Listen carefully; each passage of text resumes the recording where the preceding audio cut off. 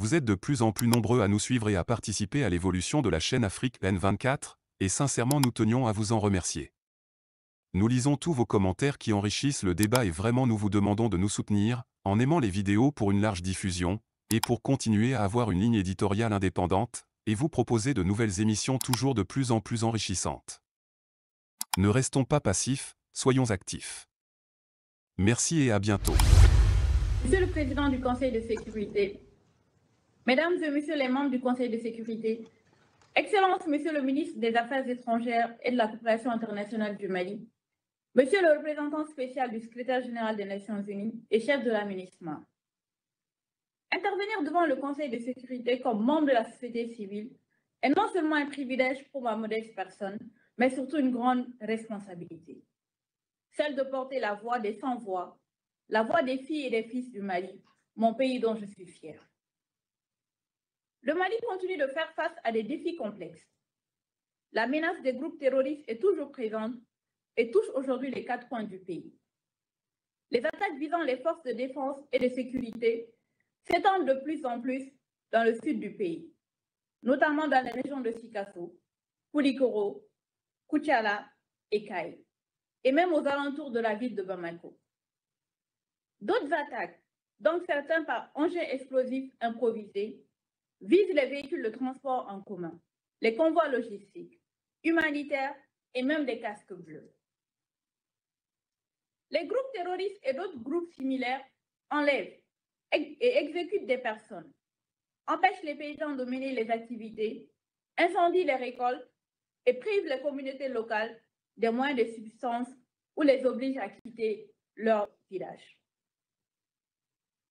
Selon les statistiques de la matrice de suivi des mouvements des populations au Mali, 412 387 Maliens, soit près de 80 000 ménages, sont des déplacés internes, dont 54% des femmes. À ces chiffres, il faut ajouter près de 200 000 réfugiés maliens répartis dans les pays de la sous-région. Les femmes sont les premières victimes de cette situation. Elles s'occupent des enfants alors que leurs époux sont en fuite ou disparus. Elles errent dans la brousse et ne savent pas exactement où aller. Elles bravent les intempéries et dorment dans des abris de fortune. Elles subissent toutes sortes de violences, y compris celles liées au conflit. Celles qui ont pu gagner les grandes agglomérations dans le nord et le centre du pays sont en plus victimes de préjugés et ne bénéficient d'aucune assistance et n'ont aucun espoir ni aucune opportunité parce que les moyens de réponse sont limités. Cette situation est aggravée par l'insécurité alimentaire qui réside à la fois des conflits, des changements climatiques et du retrait forcé de certains acteurs humanitaires qui appuient des projets et des initiatives humanitaires et de développement. L'armée a multiplié ses opérations militaires pour lutter contre les terroristes.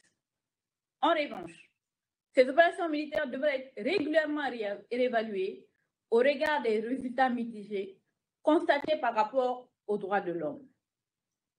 En effet, qu'on se le dise, la présence des partenaires militaires russes aux côtés de nos forces armées maliennes, dont la bravoure est à saluer, est loin de faciliter les choses. Ces acteurs sont impliqués dans la commission des violations graves des droits de l'homme et du droit international humanitaire.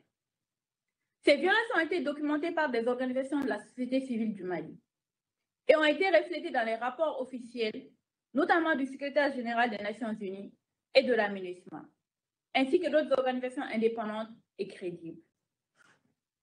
De plus, au cours de ces opérations visant aussi à s'attaquer aux sources de financement du terrorisme, ces acteurs s'en prennent systématiquement aux biens des populations civiles, aux objets de valeur, dépossèdent les communautés de leur bétail, qui constitue un patrimoine culturel ayant une valeur économique considérable. Ainsi, j'invite les autorités maliennes à se désolidariser de ces actes qui pourraient constituer des crimes de guerre et de crimes contre l'humanité, à prendre des mesures préventives afin de décourager les auteurs, qui qu'ils soient, et de rassurer tout le monde. J'interpelle, par la même occasion, les autorités judiciaires à prendre des actions concrètes pour poursuivre les présumés auteurs de ces crimes, ainsi que les auteurs des actes de violence sexuelle et celles liées aux conflits mentionnés dans le rapport du secrétaire général sur la situation du Mali du 6 janvier 2023. L'armée malienne s'est davantage équipée.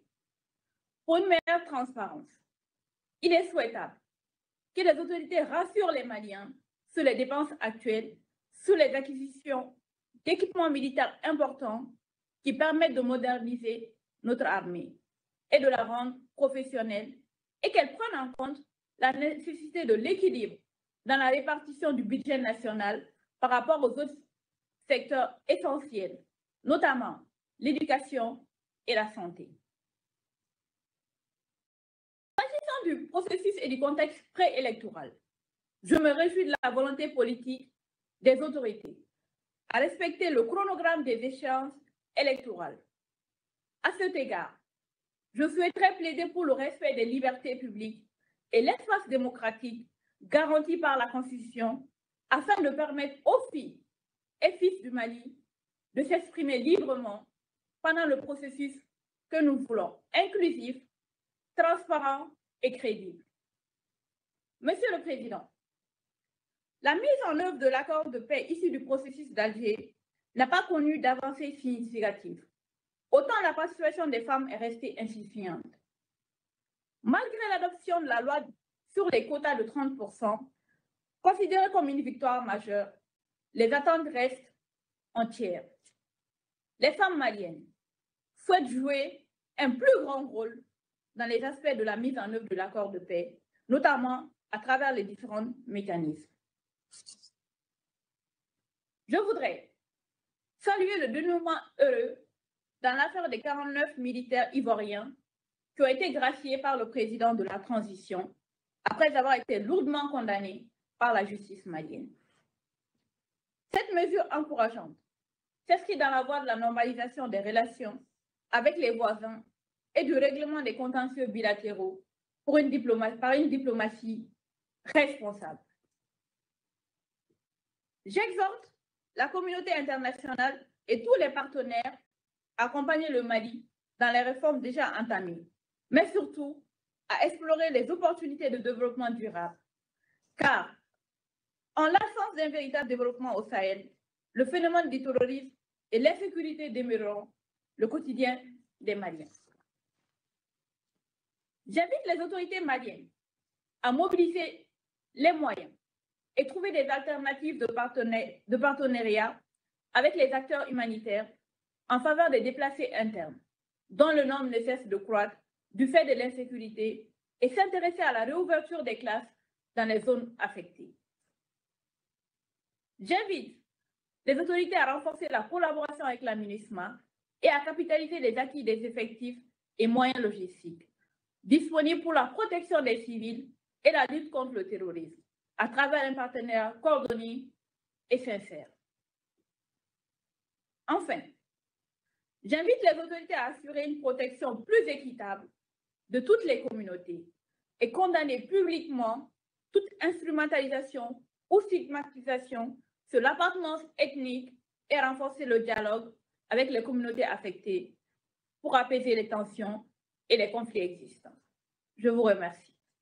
Vous êtes de plus en plus nombreux à nous suivre sur Afrique N24, et vraiment nous tenions à vous en remercier. Nous lisons tous vos commentaires qui enrichissent le débat et vraiment nous vous demandons de nous soutenir pour continuer à avoir cette ligne éditoriale indépendante, et vous proposer des émissions toujours de plus en plus enrichissantes. Merci et à bientôt. Likez la vidéo si ce n'est pas déjà fait. Laissez aussi votre point de vue en commentaire. Abonnez-vous et cliquez aussi sur la petite cloche de notification pour ne rien rater de nos prochaines vidéos. N'oubliez pas de partager aussi la vidéo et de la liker.